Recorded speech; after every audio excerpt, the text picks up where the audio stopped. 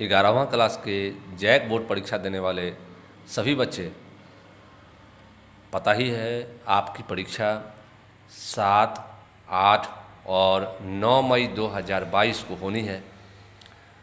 तो इसके लिए तैयारी आप लोगों ने शुरू कर ही दिया है। JCERT, झारखंड शैक्षिक अनुसंधान एवं प्रशिक्षण परिषद रांची, JCERT, उसके द्वारा भी आपकी तैयारी में सुविधा हो सके, इसके लिए मॉडल सेट जारी किया गया है JCERT के द्वारा। तो उसमें भूगोल विषय के लिए जो मॉडल सेट जारी किया गया है टर्म 1 एग्ज़ाम के लिए, तो उसमें सेट 1 का क्वेश्चन आंसर, प्रश्न उत्तर इस वीडियो में हम लोग देखते हैं। तो चलिए बच्चों, बिना देर किए हुए हम लोग देखते हैं मॉडल सेट 1 का ज्योग्राफी का कौन कौन सा क्वेश्चन है और उसका क्या उत्तर होगा। देखिए, पहला क्वेश्चन है, पृथ्वी का आकार का संबंध निम्नलिखित में से किससे है? तो ये हो जाएगा भूभाग। देखिए, इसमें नाशपाती जैसा है, नारंगी जैसा, सेब जैसा, तो ऐसा हम लोग पढ़े हैं, लेकिन भूभाग का मतलब ही होता है पृथ्वी का आकार गोल, है ना, भूभाग। तो इसमें 1 का क हो जाएगा। देखिए, दूसरा है भूगोल का उद्देश्य। भूगोल का उद्देश्य धरातल की प्रादेशिक या क्षेत्रीय भिन्नता का वर्णन एवं व्याख्या करना है। यह कथन किसका है? तो यह कथन जो है आपका रिचर्ड हार्टसोन का है। धरातल की प्रादेशिक और क्षेत्रीय भिन्नता का वर्णन और व्याख्या करना भूगोल का उद्देश्य है, ये रिचर्ड हार्टसोन ने कहा। 2 का ख। तीसरा नंबर है क्वेश्चन, निम्नलिखित में से किस विद्वान ने भूगोल ज्योग्राफी शब्द का पहली बार प्रयोग किया? तो ये बहुत ही आसान क्वेश्चन है, ये इरोटोस्थनीज हो जाएगा। चौथा क्वेश्चन, पृथ्वी की उत्पत्ति के संबंध में एक प्रारंभिक एवं लोकप्रिय मत ज्वारीय परिकल्पना किस विद्वान द्वारा दिया गया है? देखिए, आपका ऑप्शन यहाँ है Laplace, Chamberlin Moulton, Immanuel Kant, James Jeans. आपने पढ़ा है, बताइए कौन सा होगा इसमें? तो इसका होगा जेम्स जीन्स, है ना। पृथ्वी की उत्पत्ति से संबंधित ज्वारीय परिकल्पना जेम्स जीन्स का दिया। देखिए, जॉ से ज्वारीय हो गया, जे से जेम्स जीन्स, तो ज्वारीय परिकल्पना जेम्स जीन्स। अगला क्वेश्चन है, आधुनिक समय में ब्रह्मांड की उत्पत्ति संबंधी सर्वमान्य सिद्धांत निम्नलिखित में से कौन है? सर्वमान्य मतलब जो अभी सबसे ज़्यादा मान्यता प्राप्त है जिसको, वो सिद्धांत। तो वह सिद्धांत जो है आपका बिग बैंग सिद्धांत है। देखिए, बिग बैंग सिद्धांत आधुनिक समय में ब्रह्मांड की उत्पत्ति से संबंधित सबसे ज़्यादा मान्यता प्राप्त सिद्धांत यानी सर्वमान्य सिद्धांत बिग बैंग सिद्धांत है, याद रखिए। छठा, प्रकाश वर्ष क्या मापने की इकाई है? तो प्रकाश वर्ष जो है खगोलीय दूरी मापने की इकाई है। देखिए, स्थल पर दूरी, समय मापने की, प्रकाश की गति, ये सब कुछ नहीं, खगोलीय दूरी, है ना, खगोलीय दूरी मापने की इकाई है प्रकाश वर्ष। 7वां क्वेश्चन है, वर्तमान में सौरमंडल में कितने ग्रह हैं? तो वर्तमान समय में सौरमंडल में 8 ग्रह हैं। देखिए, 6, 8, 10, 12 ऑप्शन है, तो 8 मारेंगे।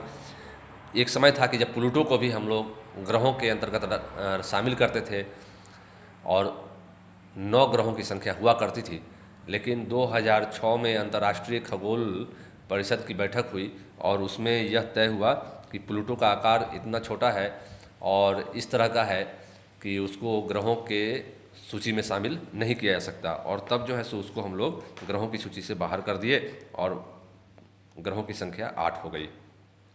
क्वेश्चन नंबर 8 देखिए, भूतल पर वह बिंदु जो भूकंप के उद्गम केंद्र के समीपतम होता है। भूकंप के उद्गम केंद्र के समीपतम जो होता है बिंदु, उसको हम लोग बोलते हैं अधिकेंद्र या एपिसेंटर, अधिकेंद्र। देखिए, यहाँ अधिकेंद्र होगा इसका आंसर, अधिकेंद्र।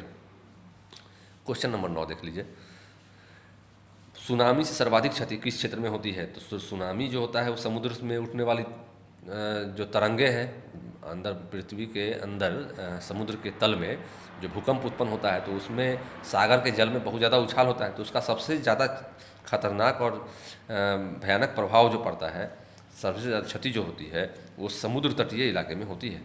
तो 9 का क होगा। 10वां देखिए, भूपृष्ठ में सर्वाधिक मात्रा में कौन सा तत्व पाया जाता है? भूपृष्ठ में सर्वाधिक मात्रा में कौन सा तत्व पाया जाता है?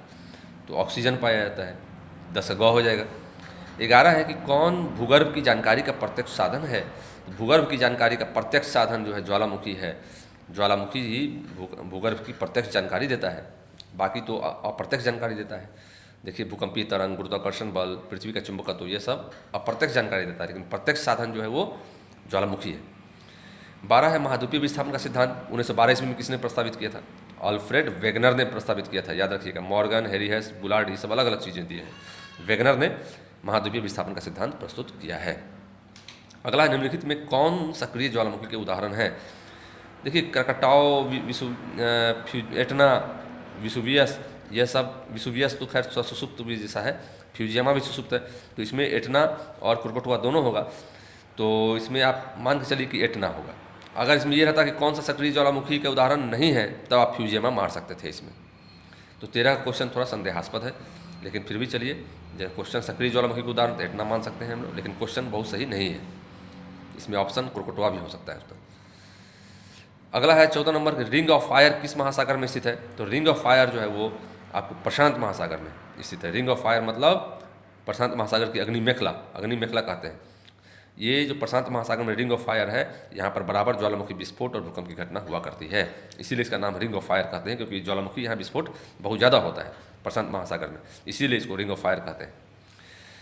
देखिए 15 नंबर, प्लेट विवर्तन के सिद्धांत के अनुसार, प्लेट विवर्तन के सिद्धांत के अनुसार पृथ्वी का स्थल भाग मुख्यतः कितने प्लेटों में विभक्त है? तो पृथ्वी का स्थल भाग जो है मुख्यतः 7 प्लेटों में विभक्त है। 7 मुख्य प्लेट है और इसके बाद छोटा प्लेट भी है, 6 उसकी संख्या है, तो कुल मिलाकर 7 6 13 है, लेकिन मुख्य प्लेट जो है वो 7 है। ठीक है, तो 15 का गौ। 16 है, हिमालय पर्वत की उत्पत्ति किस सागर से हुई है? तो टेथिस सागर से हुई है। हिमालय पर्वत जहाँ पर आज खड़ी है, वहाँ पर पहले कभी टेथिस सागर हुआ करता था, उसी के मलबा के ऊपर उठने से और मुड़ जाने से हिमालय पर्वत का निर्माण हुआ है।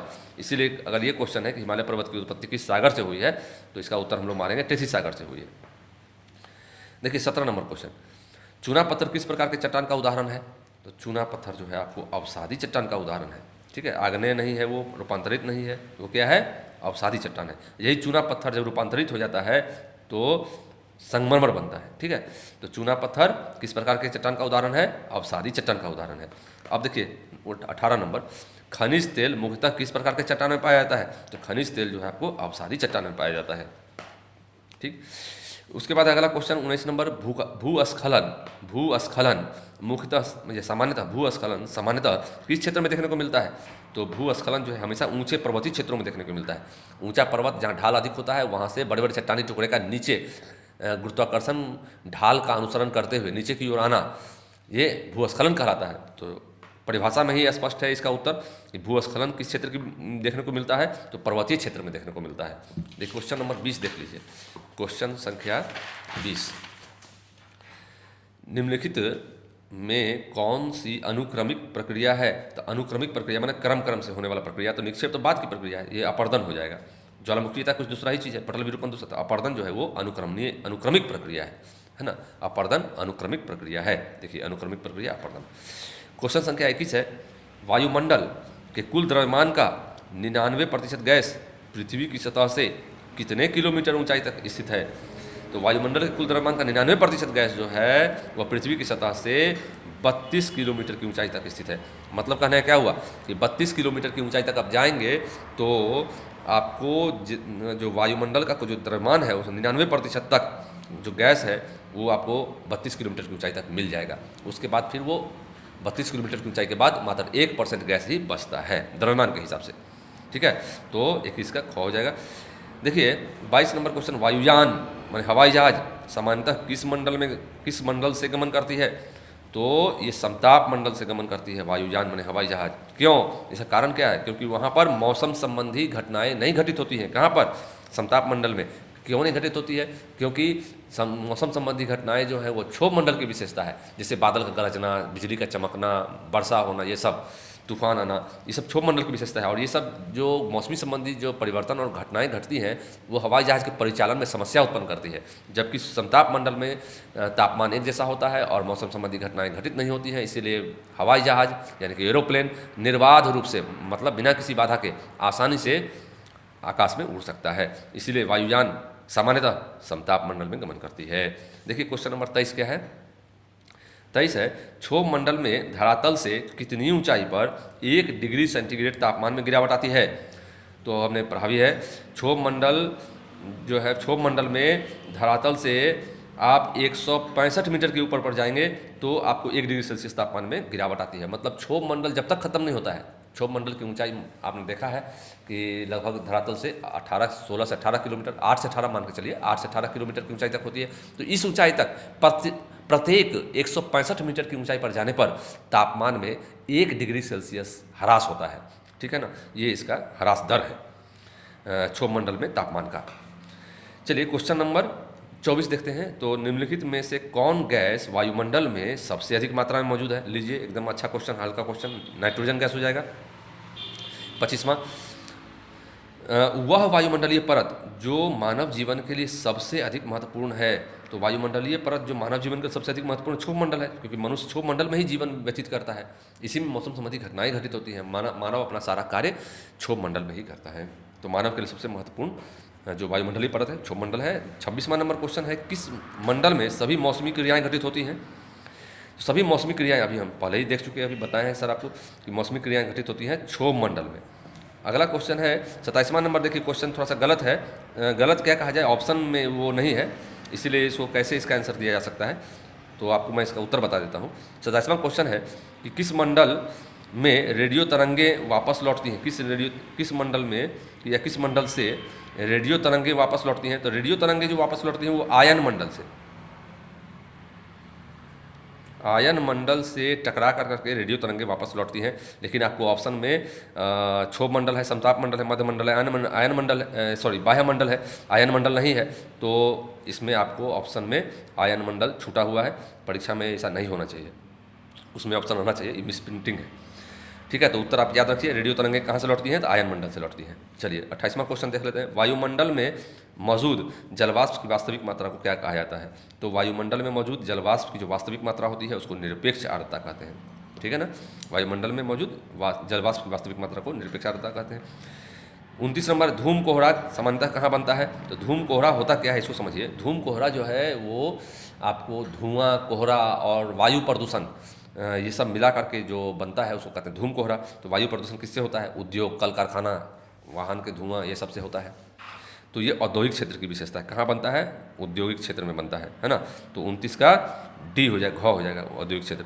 30वां है, इसमें कौन सा बादल, इनमें कौन सा बादल सबसे अधिक ऊंचाई पर बनती है? देखिए पक्षाप बादल जो है वो सबसे अधिक ऊंचाई पर बनती है। कपासी बादल है, फिर स्तरीय बादल, वर्षा बादल, ये सब बाद में है।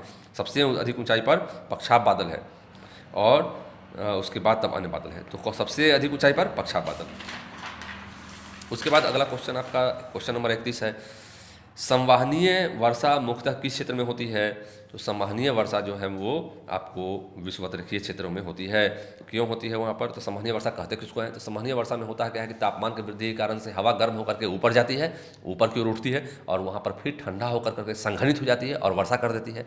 और यह क्रम जो है सो विषुवतरेखीय प्रदेश में सालों भर चलता रहता है। इसीलिए हम कह सकते हैं कि संवहनीय वर्षा विषुवतरेखीय क्षेत्र यानी विषुवतीय क्षेत्र की विशेषता है। तो इसका हो जाएगा गौ। देखिए 32, मानव के लिए वायुमंडल का सबसे महत्वपूर्ण घटक निम्नलिखित में से कौन सा है? तो घटक की बात कर रहा है तो वायुमंडल के 3 घटक होते हैं, जलवाष्प, गैस और धूलकण। तो यहाँ पर आपको देखिए जलवाष्प जो है, गैस तो है नहीं, ऑक्सीजन है गैस का ही अंतर्गत, घटक नहीं है, उप घटक है। गैस जो है सो घटक है और उसके अंतर्गत नाइट्रोजन, ऑक्सीजन, ऑर्गन, क्रिप्टन, जीरोन, रेडॉन, बहुत सारा जो है सो गैस है। तो यहाँ पर जो घटक है जलवायु जो है वो सबसे महत्वपूर्ण घटक है। तो 32 का क। उसके बाद देखिए 33 नंबर जो है क्वेश्चन 33, निम्नलिखित में से वह प्रक्रिया कौन सी है जिसके द्वारा जल जो है वो द्रव से गैस में बदल जाता है? मतलब द्रव है, जल तो तरल अवस्था में है, द्रव अवस्था में, उसका सीधे गैस में बदल जाना, ये कौन सी प्रक्रिया है? वाष्पीकरण है या वाष्पन है? वेपोराइजेशन जिसको बोलते हैं, वेपोराइजेशन या वाष्पीकरण या वाष्पन।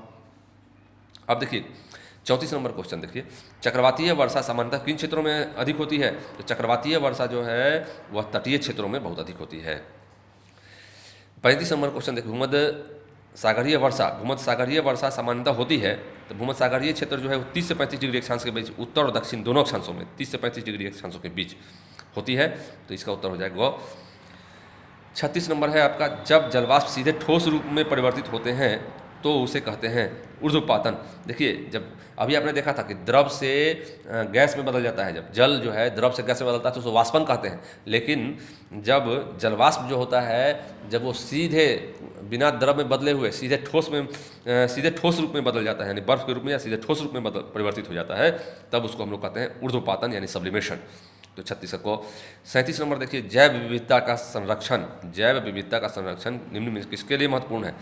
जंतु, पौधे और प्राणी, सभी के लिए, सभी जीवधारी के लिए, जंतु के लिए भी, पौधे भी, प्राणी के लिए, सभी के लिए। तो इसका हो जाएगा घ, सभी जीवधारी के लिए। 38 है, भारत में वन्य जीव सुरक्षा अधिनियम कब पारित किया गया? तो भारत में वन्य जीव सुरक्षा अधिनियम 1972 में पारित किया गया, याद रखिएगा 1972 में, याद रखने वाली चीज़ है। जिन क्षेत्रों में 39, जिन क्षेत्रों में प्रजातीय विविधता अधिक होती है, प्रजातीय विविधता अधिक होती है, उस विविधता वाले क्षेत्र को क्या कहते हैं? तो हॉट स्पॉट कहते हैं, है ना। उस प्रजातीय विविधता वाले क्षेत्र को हॉट स्पॉट कहते हैं। तो 39 गो। और लास्ट क्वेश्चन है इस सेट का 40वां, रियो डी जेनेरियो पृथ्वी सम्मेलन कब हुआ? तो ये 1992 में हुआ। रियो डी जेनेरियो जो है वो कहाँ है? ब्राज़ील में है, और दक्षिण अमेरिका में एक शहर है, और पृथ्वी सम्मेलन वहाँ आयोजित किया। पृथ्वी सम्मेलन क्यों आयोजित किया जाता है? पृथ्वी सम्मेलन आयोजित किया जाता है जलवायु परिवर्तन से उत्पन्न होने वाली जो परिस्थिति है उससे कैसे निपटा जाए, इसके लिए सम्मेलन बुलाया जाता है। उस समस्या के समाधान के लिए पृथ्वी सम्मेलन का आयोजन किया जाता है, जलवायु परिवर्तन से संबंधित जो उत्पन्न समस्या हुई है उसके समाधान के लिए, ठीक है ना। तो रियो डी जेनेरियो पृथ्वी सम्मेलन 1992, बहुत ही इंपॉर्टेंट सम्मेलन हुआ था ये। तो इस तरह से आपने देखा कि जो महत्वपूर्ण प्रश्नोत्तर सेटेक के द्वारा जारी किया गया है उसको हम लोगों ने देखा। तो चलिए, वीडियो देखने के लिए धन्यवाद। हम उम्मीद करते हैं आप लोग मेरे चैनल को अगर सब्सक्राइब नहीं किए तो अवश्य कर लेंगे, ताकि आपको इम्पोर्टेंट वीडियो का लाभ मिलता रहे। चलिए, धन्यवाद।